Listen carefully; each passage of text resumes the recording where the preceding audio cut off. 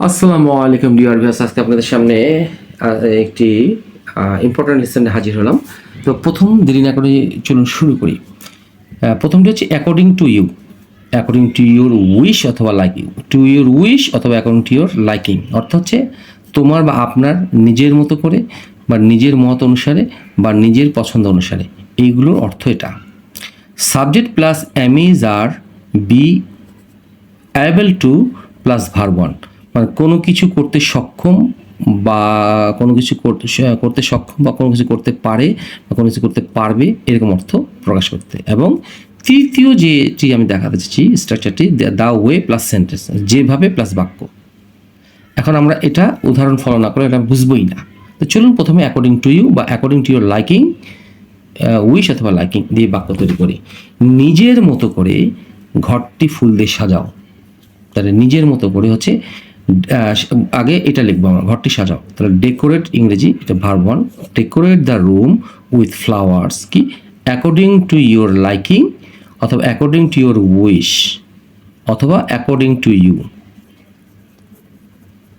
According to you এটাও করা যেতে পারে, অ্যাকর্ডিং টু ইউর লাইকিং করা যেতে পারে, অ্যাকর্ডিং টু ইউর উইশও করা যেতে পারে। আশা করি বুঝতে পেরেছি।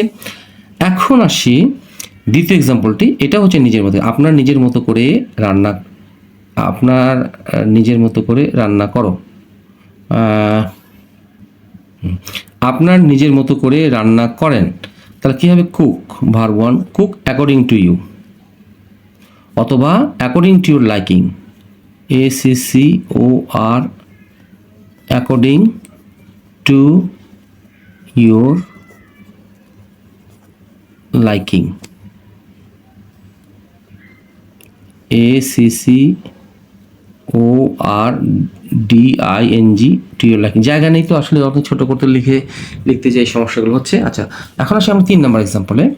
3 নম্বর হচ্ছে সাবজেক্টের পর আমরা নিব অ্যামিজার, সাবজেক্ট হিসেবে নিতে হবে। তারপরে able to plus verb one, মানে কোনো ব্যক্তি কোনো কাজ করতে সক্ষম বা পারবে বা পারে, এরকম অর্থ।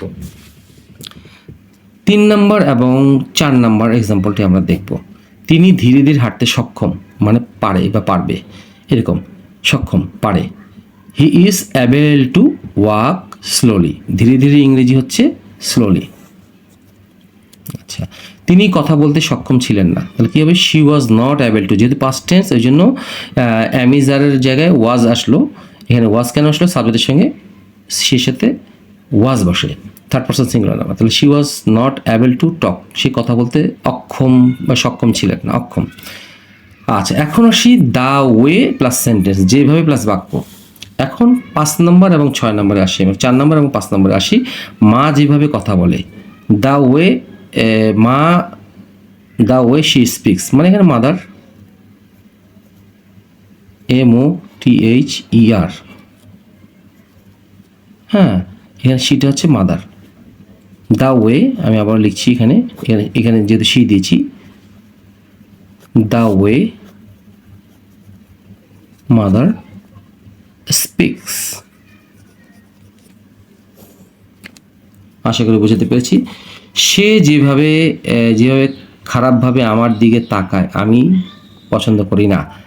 I do not like the way, আমি সেই পথটা বা যেভাবে তাকে পছন্দ করি না। অ্যাজ হি অগলস মি, এই অগলস হচ্ছে আমার যে দিকে খারাপ যেভাবে তাকায়, যে খারাপভাবে, অগলস হচ্ছে খারাপ দিকে তাকায়, OGLES, এলি, যেহেতু থার্ড পারসন এই জন্য এস যোগ হলো, সেটা আমি পছন্দ করি না। এখন এক্সাম্পলগুলো হচ্ছে আপনার, সে যেভাবে কথা বলে তা ঠিক না, আমি ইংরেজিতে কথা বলতে সক্ষম। তো আশা করি আপনাদের এই লেসনটি ভালো লেগে থাকবে। ভালো লেগে থাকলে অবশ্যই লাইক, শেয়ার, কমেন্টস করবেন। এবং আমি আবার একটু করে এক নজরে দেখানোর জন্য আমি লেসনটিকে এইভাবে ধরে রেখেছি, যাতে করে আপনারা আবার একটু ভালো করে দেখে নিতে পারেন। এবং আমি একটু রিকোয়েস্ট করবো আপনাদের সকল উদ্দেশ্যে, সেটা হলো না টেনে দেখার চেষ্টা করবেন। আসসালামু আলাইকুম।